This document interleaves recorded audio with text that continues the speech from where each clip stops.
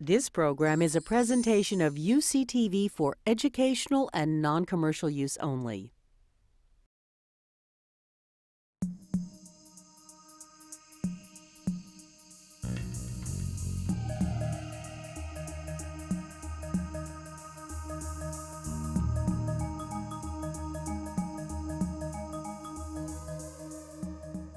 Let me just jump right in and introduce the panel, and then we'll get going.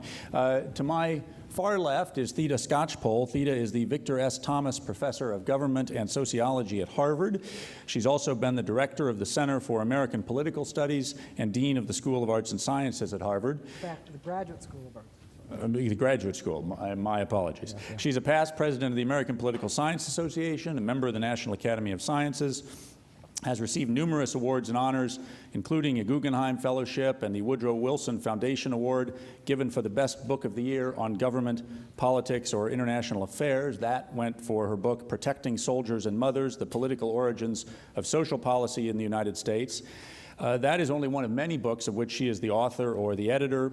Others include Boomerang, Health Reform and the Turn Against Government, and Inequality and American Democracy, What We Know and What We Need to Learn.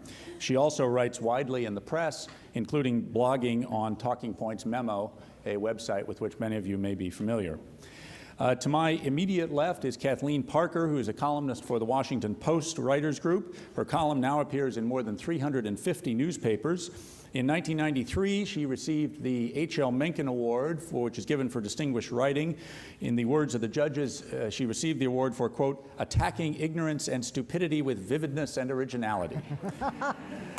Although she is often seen as a conservative, she wrote a much-discussed column last year in which she urged Governor Palin to step down from the Republican ticket. I read somewhere, and she can tell us later if this is true, I guess I read somewhere that generated 11,000 responses. 20,000, all right. Yeah. Presumably many of them using language we can't repeat. Not nice. Yeah.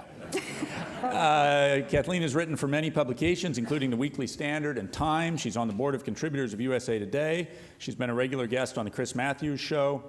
She's also the author of a book that was published last year, Save the Males, Why Men Matter, Why Women Should Care. It is a funny book. To my immediate right is Maria Echaveste, who served in many positions in the Clinton administration, initially as administrator of the U.S. Department of Labor's Wage and Hour Division, later as Director of Public Liaison at the White House, and then finally from 1998 until the end of the Clinton administration as Deputy Chief of Staff to the President. In that role, she had oversight responsibility for many of President Clinton's domestic policy initiatives, including education, civil rights, and immigration issues, among others. Since leaving the White House, she has joined our Berkeley Law School, of which she is a distinguished alumna, I might add. She has joined the Berkeley Law School as a lecturer in residence. She's also a senior fellow at the Center for American Progress. She co-founded the Nueva Vista Group, a consulting firm with clients both in the corporate and the nonprofit world. She serves as a frequent guest on the PBS program To the Contrary, and she is a member of the Democratic National Committee, in fact, of the Executive Committee of the Democratic National Committee. And of course, as serving on the DNC makes her one of the much discussed superdelegates. To my far right is David Frum, an author and journalist with a history of both working within the conservative movement and critiquing it. He is the author of 5 books, the most recent of which is Comeback, Conservatism That Can Win Again. His past books include The Right Man, The Surprise Presidency of George W. Bush, and An End to Evil, What's Next in the War on Terror, which was co-authored with Richard Pearl. In 2001 and 2002, he served as a speechwriter to President George W. Bush.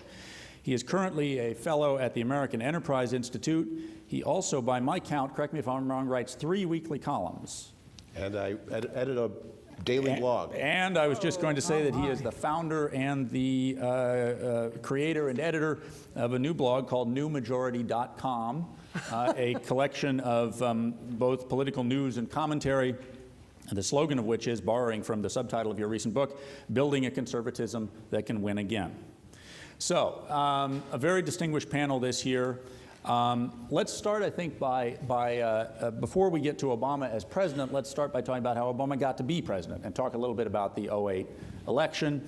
And I'll turn first to Theda, although as always in this event, as I told you earlier, I want all of you to just jump in and not stand on ceremony. But Theda, what did this election mean? What did this 2008 election mean? An affirmation of Obama, a rejection of McCain or of Bush? Was there an ideological shift here? What do you think it meant? You know, I tell my students that they're lucky because they're living through what will prove to be, in one or many ways, one of the watershed elections in American history. It's pretty obvious that it's extraordinary that an African American, and perhaps even more extraordinary, the son of a foreign student, was elected president of the United States, signaling a new attitude, I think, on race and on our relationship to the rest of the world. It's also possible that this will turn out to be that beast that political scientists have been hunting my entire life, a realigning election, although we don't know about realigning elections simply from what happens on election night. We did see a Democrat here, probably any Democrat who would have won the nomination under the circumstances of the economic meltdown. He won a decisive victory, and it was an election in which there's a pretty clear break by the majority of the American citizenry outside the Deep South with the direction of foreign policy and economic policy under the Republicans and under former President Bush. But we won't know if this is going to be an opportunity that Obama and the Democrats can build on to create a sustained majority until we see how he does in getting his agenda through and how the economy and the world respond, part of which is not under the control of any president. The final thing I want to just mention briefly, though, is I think this is quite a remarkable election for the methods of mobilization that were used by the Obama campaign, both to win the nomination in a very tough competition with Hillary Clinton. In many ways, that was the most riveting drama of the election, and to build a commanding majority with some new population groups, including Latinos, states in the Upper South. I would say that for the first time, we saw a Democrat marry the new technologies of fundraising and communication to a remarkable grassroots face-to-face effort across virtually all of the 50 states. We've seen something like that from conservatives in the recent decades, but this is the first time we really saw that in a Democratic presidential campaign. And it was not just a big victory in terms of the aggregate numbers, it was a startling victory that involved young people, Latinos, a mobilization of the African American population to a higher level, an overall turnout, and a lot of face-to-face contacting that creates something Democrats can build on if they're able, and that's a big if. Kathleen, can Democrats build on this? Well, we'll see, but I want to jump back and answer the original question because I think I have a perspective that is a little bit more on the ground in that place called the South where I live. I live in South Carolina when I'm not in Washington. I divide my time, as they say. But I think this was a very important turning point for this country. And I think I witnessed it on the ground in South Carolina. And let me just explain it this way. I cannot tell you the number of people who would come up to me and say, "Don't tell anyone, but I'm voting for Obama." Or I couldn't let this be known at work, but I'm voting for Obama. And these were people who had always voted Republican, at least since the 80s. Everybody used to be a Democrat once upon a time in South Carolina. But here's what I think happened. First of all, I don't think anyone could have beaten Obama. It was just his time. It was the time for this particular individual.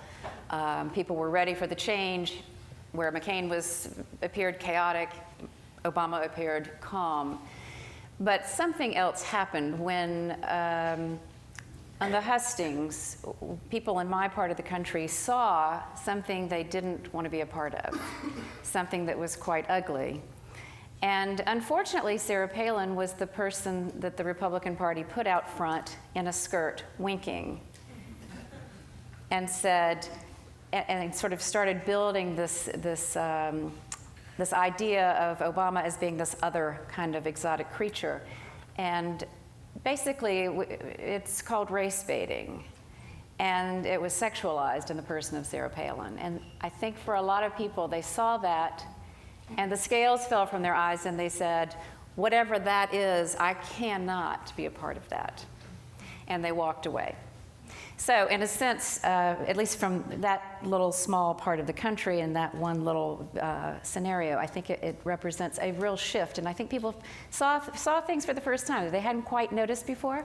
And they might have been able to wink and nod and look the other way or avert their gaze.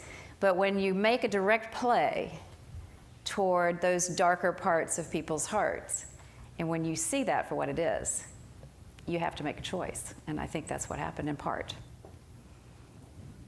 Maria? I would just, both to the original question and to what was just said, I actually think this election and the primary leading up to it, I think will be the subject of dissertations for at least another decade or more. Because there's just so much in terms of having a woman running, an African American, it's just generational, it just goes on and on. But I think one thing, at least September, October of 2008, was that the economic crisis was such that for a number of people in the middle, race just didn't become the issue. They didn't have the luxury to focus on race and really sort of peeled back and it's like, okay, what is this election about? What is it that I care about? And who is talking about those issues to me? So I think that is just something that's, as I said, we're going to study this for a long time. But the second thing is, I'm not so sure that it was as historic in the alignment way as some might want. And the realignment and sort of liberal, conservative. And that's based on the following, that notwithstanding the longest election cycle ever, 2 years, we, at the end, after you tallied up the votes, it was about 52%, 51, I mean, it wasn't 70% turnout of those eligible and registered to vote. And I'm looking at the political science. It was the largest turnout since 1964. In numbers. But not in percentage. And what I'm basing it on is the state of Ohio. And I've seen some numbers that in Ohio, which was, you'll recall, fought over 2004, the actual number of votes cast were fewer in 2008. A number of people who voted in 2004 didn't come out to vote in 2008, and lots of new people came out to vote. And so there's something about the new people coming out to vote and other people deciding not to come out to vote. And the question is, in 2012, will you have a different group of people coming out? Well, but as percentage of the population, it was. Yes, but the question is, will those young people come out to vote in 2010? When the congressionals come up, when historically a president's party loses? Right. We can have a great discussion about what that means. But the point is, this may be a sort of one-time Obama phenomenon in a certain sense, in your view. I think there are lots of things that have to go right to make sure that this is the kind of realignment that some people are looking for. Of course. David, what did the election mean? Well, let me propose we take a long view and look at the series of elections that begins 20 years ago with the election of 1988. In 1988,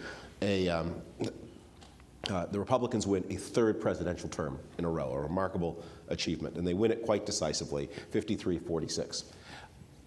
that Republican victory rested on, there was the great, one of the second last great triumph, the next was 1994, of the Nixon-Reagan coalition. And that was a coalition based on building together the traditional Republican strength in the educated middle and upper middle class, and adding to it a new base in what you can call, for lack of a better term, the working class, especially Northern Catholic, Southern Protestants. In 1988, according to the exit polls, which are not always perfectly reliable, the elder Bush beat Michael Dukakis in a whole series of categories, but the one I suggest we pay most attention, and it's interesting to people in the room, was among people with 4 years of higher education. According to the New York Times exit poll, the elder Bush beat Dukakis in that category by 25 points. Over the next 20 years, what we will see is the Republicans increasing their majority among their traditional, among that Nixon-Reagan working class base, to the point where they're getting over 60% of it, at the same time as their majorities among that 4-year educated group dwindle. They drop from 88 to 92, although those people go not to Clinton but to Perot. They don't come back in 1996, although Dole still wins among people with 4 years of higher education in 1996. George Bush wins in that group, but much more narrowly in 2000. He barely holds on in 2004. In 2008, that group goes slightly for Barack Obama. Even if you look only at whites with 4 years of higher education, John McCain does win that group, but very narrowly, by just a couple of points. And that is a group that is remarkably fast growing. As recently as 1990, only about 1 out of 5 American whites had a 4-year degree. Today, almost 1 in 3 does. There's a lot of attention in American politics to the bottom third of the electorate. I think that there are many reasons why you pay attention to that. Part of it is this very dramatic mass migration we've had from south of the border primarily. But I think there's another reason, which is that the party that has been becoming stronger and stronger and stronger, the Democratic Party, does not like to look in the mirror and understand the reasons for its success. It is very important for democratic self-image, for Democrats to believe that they owe their triumphs in recent years to their ability to pull out greater support among minorities and among the young. And they have done well. But the truly decisive fact since 1988 is the migration of the upper fifth of the American electorate, not unanimously, but disproportionately from the Republicans to the Democrats. Now that raises to the question, that's what's happened. Now what does it mean? The most important question for Democrats is, can they hold that new educated voting base they have? Now that educated voting base has moved from Republicans to Democrats for a constellation of reasons, but they can be summarized, I think, in this way. In the 1990s, Bill Clinton transformed the Democratic identity on economics from being the party of unions and protectionism and a backward-looking, nostalgic view of the American economy, the way they were in 1984 when Walter Mondale mocked the idea that the American economy could be based on silly things like software. Real countries made, steel. That Clinton modernized the Democratic approach on economics and made the Democratic Party acceptable to people who worked in the private productive economy. And then in the later part of the 1990s, the Republicans then drove that group away, partly by the social issues, partly by the Iraq misadventure, and partly because of the poor performance of the American economy for most people, not just in the crisis of 2007 and 2008, but pretty consistently through the Bush years. So that's the Democratic opportunity. The question is, having now gained the benefit of this opportunity, can Democrats use it? It seems to me that they have an option, they have a possibility of creating a truly realigning majority. But to do that, they would have to impose tremendous self-discipline on themselves. That is, to reaffirm the economics of the Clinton years and to jettison many of the approaches that Barack Obama has already legislated. What I think is the most interesting question is Barack Obama and today's Democrats are using their victory to try to do a much more ambitious, much more statist, much more redistributive agenda than Bill Clinton ever did. And we will see how that new cohort of Democratic voters responds. Let me say one last sentence, because I've already gone on too long. there are a couple of ways to simplify a little bit to think about the way public opinion works in a democracy. One model is the public makes up its mind, and then there's an election, and the election reflects what the public wants, and that means that politicians have a mandate.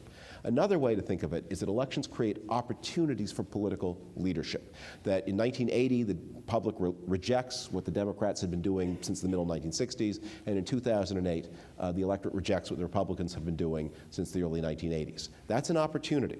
Now the question is, how do you use it? If you use it successfully, if you deliver results, then you get ratified. It's the ratifying election that is the one that is truly important. If, however, you deliver bad results, you do not get ratified, and then all the work up to that point goes for naught. So that's the question mark, I think, hanging over what happens in the next 4 years. And would the ratifying election be 2010 or 2012? It'll be both 2010 and 2012.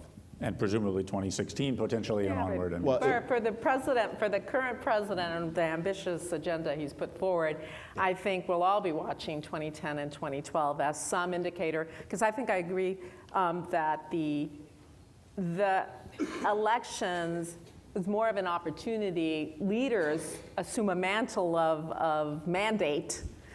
Some do anyway.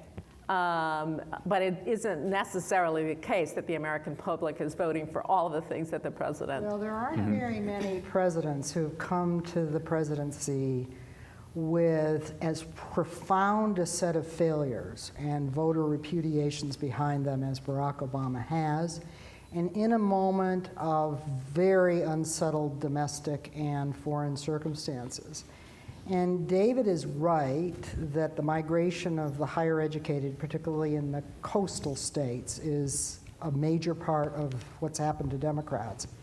It's a mistake not to realize that many working class people are people of color in this society now, and they are voting for the Democrats and turning out in higher ranks. If this election had been among whites only, John McCain would have won. But barely. All parties in America face a dilemma of bridging divides. The Democrats certainly face that. But I don't think there's any evidence in the public opinion so far or the voter behavior so far that people don't want fairly bold action on things like health care reform.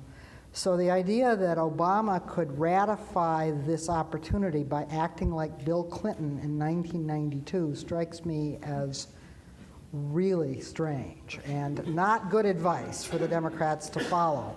Do they have to thread the needle about responding to a changing economy? Yes, but I think Obama, through all of this, before and after the election, has talked about this as a changing economy where we can't just recapitulate the strengths of the past. We've got to invest in new industries. I'm not in the business of offering advice to Democrats, obviously. Yes, you were. No, I'm bad advice. I'm offering an assessment that we can see the crucial decisions of the Obama presidency have already been made. We have this big stimulus package, that's done. We have the TARP, that's done. We have the mortgage bailout, that's nearly done. And then we have the extraordinary surge in governmental expenditure. Looming over the horizon are cap and trade and healthcare. We'll see it's not that extraordinary, really, David. Come on now. So what we are going to see is over the next few years a doubling of the national debt in relation to national income, and that's assuming that Obama's income numbers are good. It could be more than a doubling. Now, those things are going to have consequences for the way the American economy works. We're going to come out of the first Obama administration probably with a surge of economic activity, because these Keynesian measures do work in the short term, as Richard Nixon proved when he did them in the early 1970s. You can stimulate an economy out of recession that way. At the same time, you have a higher debt load. We are probably going to have a much more regulated economy, and we are going to have a much higher level of much bigger government, and therefore the implication of much higher taxes in the future. He will not be able to fund this state the way he's saying he's going to. So that is going to be a very different set of economic organization. Now, if that works, if that new way of economic organization delivers enduring prosperity, well then, you guys were right all along. If, however, it has the same consequences that it usually has had in history, then it's not going to work. And then we are going to see... And what would those consequences be? Slow the down greatest prosperity in American history between the 1940s and the early 1960s, when tax rates were far above what anybody is talking about now. We are going to, the usual consequences of rapid increases in government expenditure, which we didn't have between the 1940s and the 1960s. We certainly did. No, between 1945 You and... can have your opinions, but you can't have your In 1945, the facts. government spent 50%. Let him finish, and then, Theda, and then we'll go back. In 1945, the government spent half the GDP. Right? In We're 1960... talking about peacetime expenditures. They grew Well, 1945, in the sorry, post-war if you period. want to say you were comparing 45 to 65, we're looking at the chart, you can't say that government Anybody expenditure can went up play- between 45 and Anybody can play 65. those games. It's from not a the game, end it's of a line... war Sorry, to a peacetime. sorry, I thought Wait you a told minute, wait a minute, those wait a are minute. All right, facts. time out between the two of you. Time out between the two of you.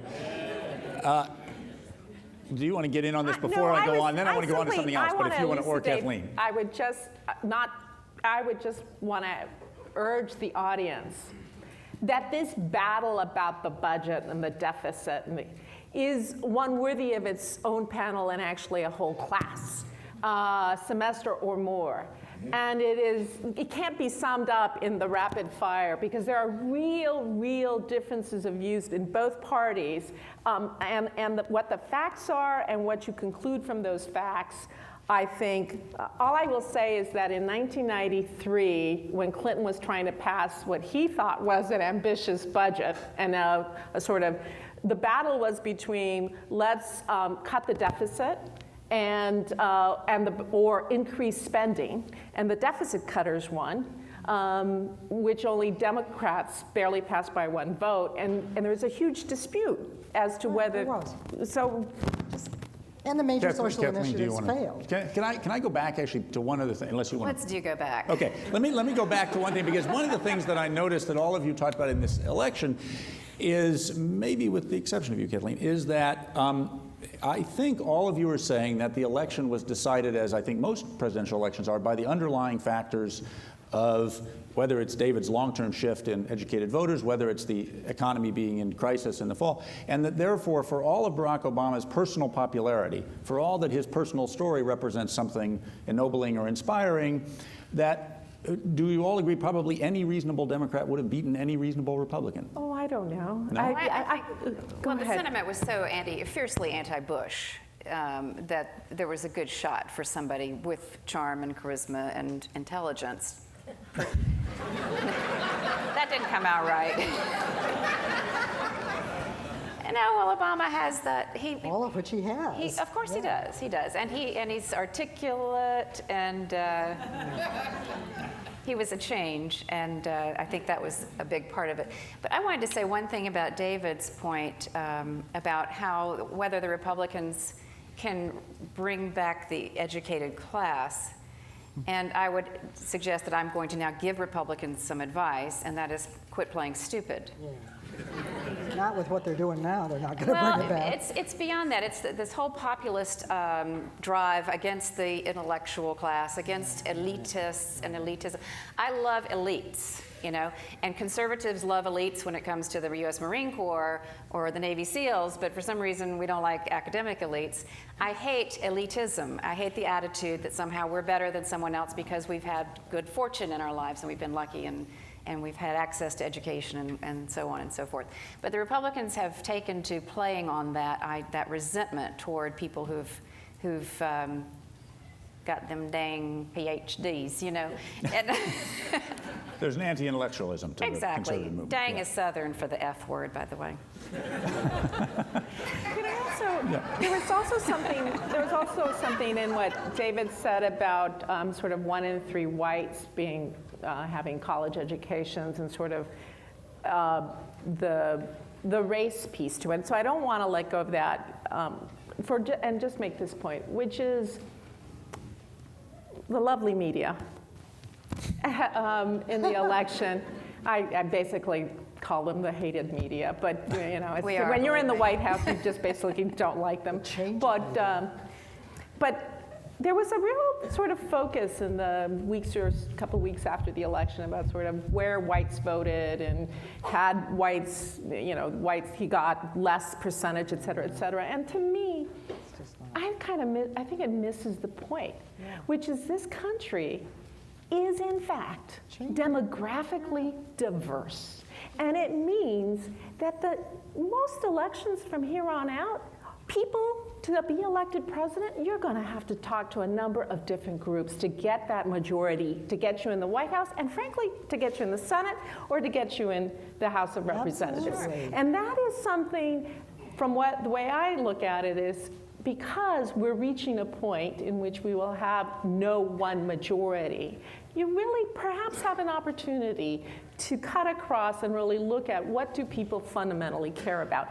On the other hand, I simply will point out that the state of California is my poster child for how we have completely failed to see the common interest in our insistence that we will not invest in our future workforce and instead build prisons. But that's another conversation.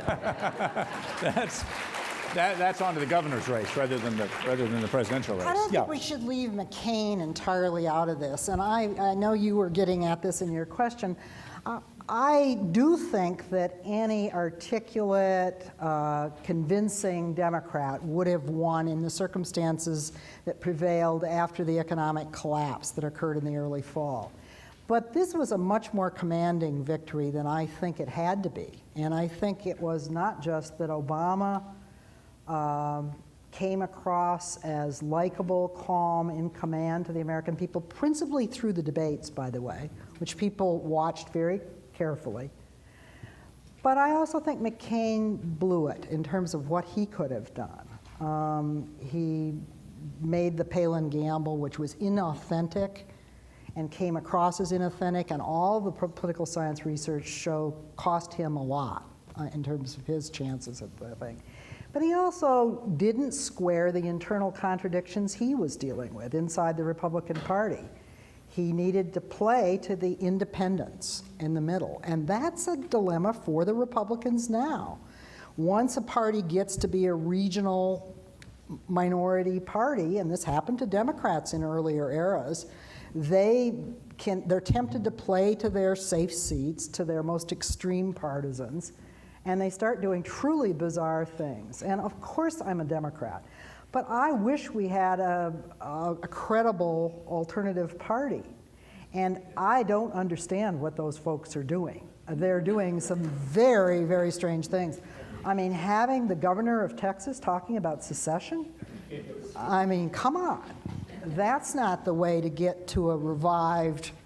And they're not listening to you. David would agree. They want him to read Rush his website. Limbaugh. But that's what David's trying to do. I mean, David is know one he of is. several apostates. They're not going to listen to me now.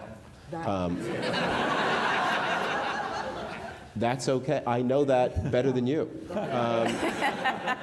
I'm not in it for now. No, I don't understand. I'm in it for. I was in your position in an earlier time. I'm in it. I think one of the things that American politics is about, it's a series of appointments. You have meetings at various moments in history, and unlike European politics, people talk about how the Americans have the permanent campaign. Every democracy has a permanent campaign. The difference between the United States and Britain, in Britain, you know who the leaders are, you just don't know when the election will be. In America, you know when the election will be, you just don't know who the leaders are. So there's an appointment in November of 2010, and they're not going to listen to me then. And there's an appointment in November 2012, and I highly doubt they will listen to me then. But they will listen to me between 2012 and 2014. And if not between 2012 and 2014, then certainly between 2014 and 2016. And I eat right and I wear seatbelts, so I plan to be there. But look, I mean, this goes back to this question about Obama and McCain. Obama, I basically agree that barring a catastrophic mistake, there was nothing that John McCain could have done to win the election, nothing that any Republican who was likely to be nominated could have done to win the election. But there were things that the Democratic nominee could have done to lose the election. That was possible in those last 6 or 8 weeks. That if a Democrat had mishandled the crisis, I think there was an opportunity to lose. And I am not sure that Hillary Clinton would not have stumbled into that opportunity, because I think she that. I think she just doesn't have it in her fingertips. There's a kind of, that being a great politician is more like being a great artist than it is like being a great intellectual. A lot of it is knowing without even being able to tell people how you know what you know. So the great politicians, the Roosevelts, the Reagans, will see Barack Obama, but more Barack Obama than Hillary Clinton. They just have a kind of feeling in their fingertips of what to do. They know it before the polls come in. He projected what the country wanted to see most, which is calm, reassurance, and the certainty that I have a plan. No one was quite interested in what the plan was, especially since it was obvious that John McCain had no plan or 9 plans, which is even worse. Now that said, that having established his authority with that kind of presentation of calm and in command, he now has to deliver that kind of presidency. And what we're seeing is a presidency of very big gambles. And I don't think that economics as we know it suggests these gambles are going to work. They will work in the short run. I have no doubt that the stimulus will work in the way John Maynard Keynes promised when he said, in the long run, we are all dead. What he meant is, in the short run, these things work. But if in 2014 and 2015 we have 7% inflation, if in 2014, 2015, the dollar is trading at a big discount to the euro, if we see that the economy is growing not at the 3.5% that it grew between 1995 and 2005, but at the 2% that was the norm in the 1970s, if youth unemployment remains high because there are a lot of barriers to hiring new employees, there's a lot more regulation and a lot more unionization. I think at that point he will have a big problem, because the country voted for a solution. They didn't vote for a specific plan. They voted to make things better. So your responsibility is to make things better. And he's doing some things that will work in the short run, but he's using this moment to make a lot of changes that are very different from the Clinton economic agenda, and are therefore, since they're different policies from Bill Clinton's, are going to have different results from Bill Clinton's. I can't let go. What percentage of, what barrier in unionization exists when we have less than 7%? Where we'll be in 2015. We'll have a level of unionization that will be barriers for young people to be employed? If we do. Held our own in unionization. If we do, and other kinds of regulatory measures. If you have, for example, much higher minimum wages. There are a lot of things you can do to regulate where you protect, and this is the way it works in Europe. You protect insiders at the expense of outsiders, and that is what. So two things, just quickly, two things. If that doesn't happen, if he doesn't do it, then it won't have the results. If he does do it, wait a minute, Theda, Maria, and then we'll go to Theda. The facts are the private sector is 7 or 8% unionization. Okay, it's incredibly low. And there are innumerable academic studies as to the fact that raising the minimum wage does not, in fact. There are no good ones. There's one. Okay. But look, we're going to have a bigger public sector, and that's where unionization is strong. If we have a much bigger federally subsidized transportation sector, which we may, if these high-speed rail lines are built, and if they are done, and if they have a lot of public sector employees, there will be a higher level of unionization. And public sector unionization matters to the overall life chances of young people too. We've all agreed that Obama came into office in the midst of what is an obvious crisis.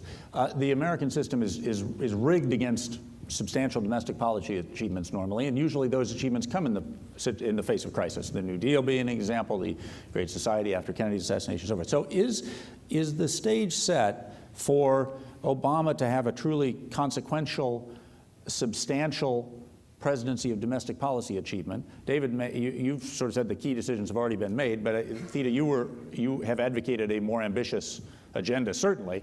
Is this the kind of crisis situation that can lead to the rare burst of substantial domestic policy achievement, or? Let's get something straight. What I'm talking about is not all that ambitious. It's recognizing that there have been profound deteriorations in access to opportunity and basic security, not just for the working class, but for most of the population who aren't in the top fifth over the last period. There is broad public support, far ahead of Washington and public opinion, for addressing the issue of health security and controlling costs in the healthcare system. The stage is set for, and Obama's tactics are subtle and deft and designed to avoid many of the mistakes of the 1,342-page Clinton plan that I carry into my classes to show how big and incomprehensible it was. But will this initiative, and this is probably the most important one that's coming up soon beyond the economic recovery measures, will it get through Congress without being gutted by a whole series of special interests? People act as if the debate in America is between big government and the market. That debate about big government was conceded by the so-called conservatives long ago. What they want in the Republican Party and parts of the Democratic Party, in my opinion, is big government that hands out guaranteed profits, regulatory advantages, and all kinds of opportunities for special perks to the privileged interests. And these privileged interests are not all Republicans. Many of them are inside the Democratic Party in the Senate. One little example, higher education finance. Obama is proposing to cut the guaranteed profits handed to banks for simply passing through public money to loans for students and use the savings to fund more Pell Grants and publicly offered loans to lower class and middle class students. That's an important challenge for this country because access to higher education has deteriorated steadily for the last 20 years in a country that was the world leader in combining excellence and opportunity in higher education. But he's facing opposition, not so much from the Republican Party, which is off talking about succession. He's facing opposition from Democratic senators tied to those bankers who want those guaranteed profits. That's just one of many examples, and I don't know whether he'll be able to overcome that opposition if we continue to have a political system in which not just a majority, but 60 votes are required to do anything of any significance in our democracy. You would not say that substantial health care reform is an ambitious agenda? It seems to me it's pretty ambitious. I do not think it is at all ambitious in relationship to the deteriorating situation and the rising costs. The boldest things that happen, and this was true of the New Deal of the 1930s, are often reassertions of long-standing values in the face of deteriorating circumstances. Obama is a master of that. He is not some wild-eyed radical, either in his personal style or in the way he talks about values. He is looking for a way to reinvent an America of opportunity and broad security. And it's a reinvention. It's not some wild departure from our best traditions. Well, it feels like a reinvention, though. Oh, wait a minute. Let Kathleen. Well, I mean, it does feel like a reinvention. And Republicans have their own, they have their constituents and they have their legitimate concerns about raising taxes, increasing spending, building debt. I mean, these are big, major concerns, and we don't really know where it leads. I mean, the bottom line, anytime I ask anyone, and I talk to economists and people in Congress, I say, but this model, if we project into the future, I mean, somebody sort of figured it out, right? It's going to work, and how we're going to end up in such and such a place. And the answer is always, well, nobody really knows. I mean, nobody really knows how it's going to turn out. So it could turn out badly.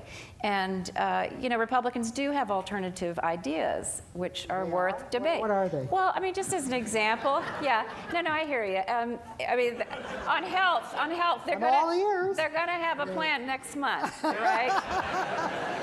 But philosophically, they have an ideal, which is that why not go, instead of rebuilding this healthcare system and having this government insurance policy, why not have, why not involve ourselves in entitlement reform and try to reduce the cost of health by, for example, limiting defensive medical procedures. I mean, things like that are alternatives. In principle, I don't know, but again, I mean, who knows? I'll just give you one example. My own recent experience, this is, I can't give you statistics, but I can tell you that I went to the doctor, I had an electrocardiogram. They said, oops, you're going to have a heart attack. I said, oh, really, when? And they said, anytime now, we're going to put you in an ambulance, put you in the hospital. I said, well, can get my husband to come pick me up. They said, yes, but you can't leave the office. They put me in the hospital. The doctor comes and says, you know, they were going to do a catheterization first thing in the morning. So they tortured me all night, you know how they do, taking my blood and checking my pulse and blah, blah, blah. The doctor said, let's just do a stress test first. Let's go easy on this. The stress test showed, yeah, your heart is weird, but that's normal for you. They sent me home. So I was in the hospital for less than 24 hours. The cost of my hospital bill was $9,000. All they did was take my temperature, take my blood, wake me up every hour, and put me on a treadmill. So something's wrong there. Well, that's why Obama's talking about controlling costs. He recognizes that. Go ahead, David. I think he But does. this is where this may be in a presidency with a lot of gambles. This may be the biggest gamble yet that Obama is making, because his health. We don't have his health plan yet, but his health concepts want to do two things. He wants to extend insurance to include most, if not all, of the currently uninsured, some tens of millions of people, maybe 40 million people, maybe more. At the same time, all of his projections all are predicated on the idea that he is going to be able to slow the increase in healthcare costs and by some very dramatic numbers. Now, back in the 80s, David Stockman used to have this thing called the magic asterisk. Whenever there was a problem with the Reagan budget, you put an asterisk there, and the asterisk said savings to be identified. And that's the. But in the Reagan years, in the Reagan years, that the magic asterisk was talking about amounts in the billions and tens of billions of dollars. Obama's magic asterisks are for hundreds of billions and half trillions of dollars over the next 5 and 10 years. So when I suggest, not advise Democrats, but when I suggest that they're on a plan that is going to lead to much lower productivity growth, higher inflation, and lower job opportunities, those are the kinds of huge numbers that are hanging over the American economy. I think I can probably guess how Obama will reconcile those contradictions. And it's not completely impossible that it will work. But there's a third element of the healthcare problem, which I think does complicate it, which is that one of the other things he sort of implicitly promised to people is, yes, it's going to be more widely available, and it's not going to cost much more. In fact, it's going to cost less, and it's going to be no worse in quality. And that last element is the one that is going to be the hardest to deliver. And if, again, Not really, because a lot of procedures are wasteful. When it's your My doctor was afraid of being sued, so he put me in the hospital. Exactly, and you're insured. when it's your heart that is maybe having the attack, and they say this procedure is probably wasteful and therefore we won't do it. Do you know how many people face that circumstance and die? It's going to be a lot more. What would you do about the 45 million uninsured, David? I think that Or what would your party do? I think the Republican answer, and the Republicans don't have a good answer to this because they don't. They don't. Oh, wait, let him answer. The Republican answer begins by trying to reinstitute market disciplines through the healthcare system by bringing together the place where the money is paid and the place where the decision is made. And if, for example, you were John McCain, and this was not a plan, it was just a concept, and that was one of the things that did him in. But his idea of a tax credit that would basically cash out what your employer is giving you now and put that money into your hands to allow you to begin to make choices, and then to encourage, I like some of the ideas that Bob Bennett of Utah has, to encourage insurance companies to try to sign up people one by one rather than employers one by one. That offers hope, only hope, of instituting market discipline. What Obama's We've going already to... tried stuff like that, and it really doesn't, because healthcare markets don't work like But what other Obama's markets. going to rely on instead is the monopsonistic power of government to do this from the center. He has to. There's no way that, I mean, it's the only way that makes sense of all the things he says he wants to do. And that is going to put Americans on a course where some Americans will benefit. Some people will get better health care, but others will get worse. And the group that will get worse are the people where the Democrats have made the biggest gains in recent years. Yeah, let Maria get in. I just want to say on the healthcare piece, full disclosure, I represent a couple of health insurance companies. So I will simply say this. One of the reasons that we're in the bind that we are, which is we have a very built-up employer-based system, is actually unionization. Because when unions had sufficient density, employers, they insisted on health care and retirement, and employers started to offer it, and non-union employers offered the same in order to compete. So we've built up an employer-based system, and yet we've now reduced unionization. That's a different issue. And so it means we can't start from scratch, right? And we've certainly learned from 1994 that the 1,000-page isn't going to work.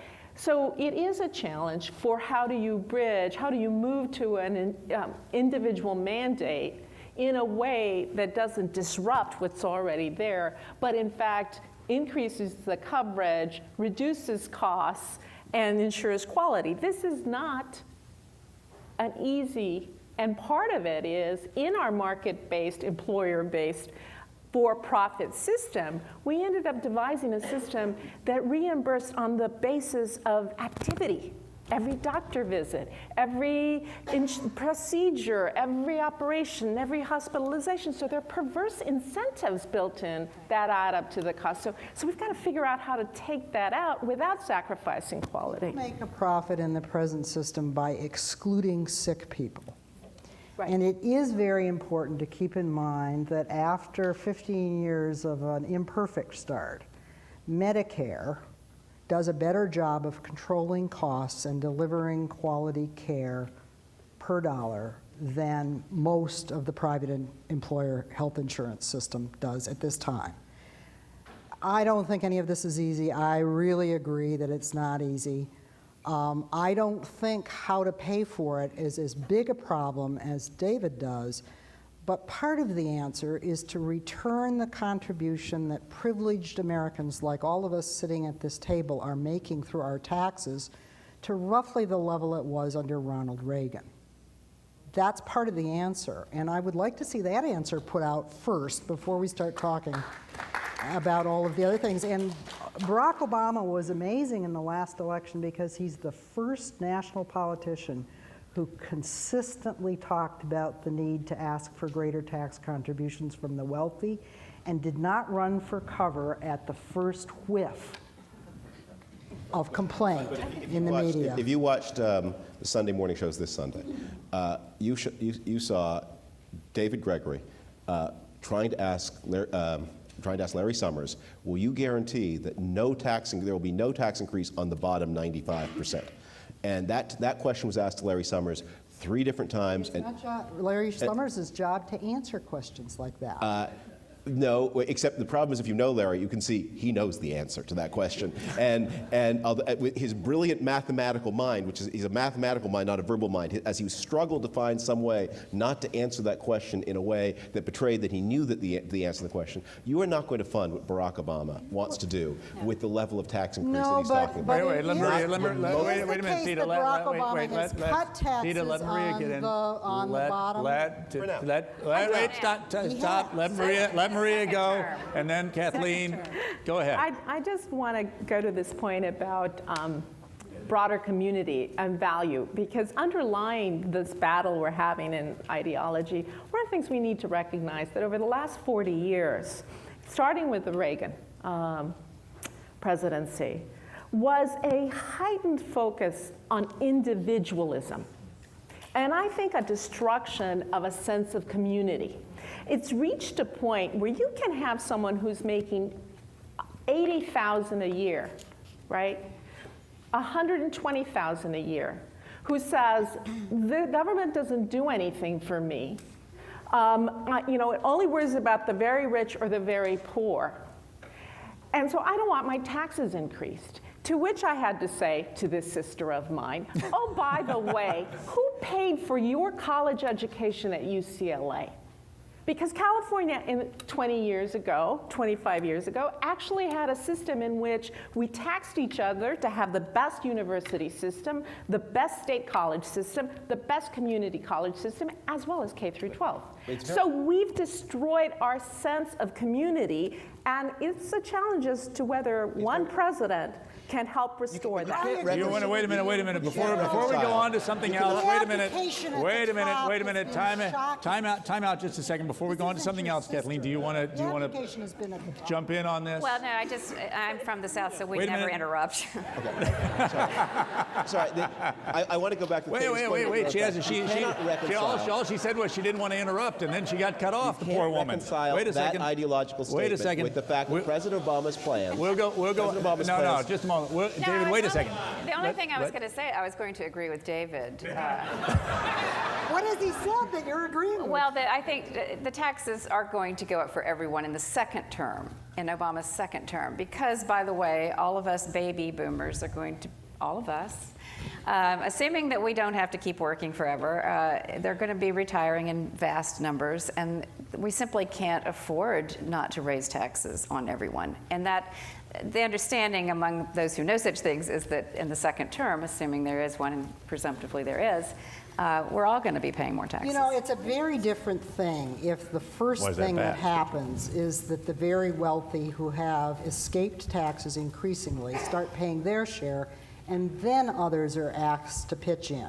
And it's a very different thing, and Americans, I've studied this, come on, Americans will support paying taxes for programs we all have a stake in. And the example is Social Security.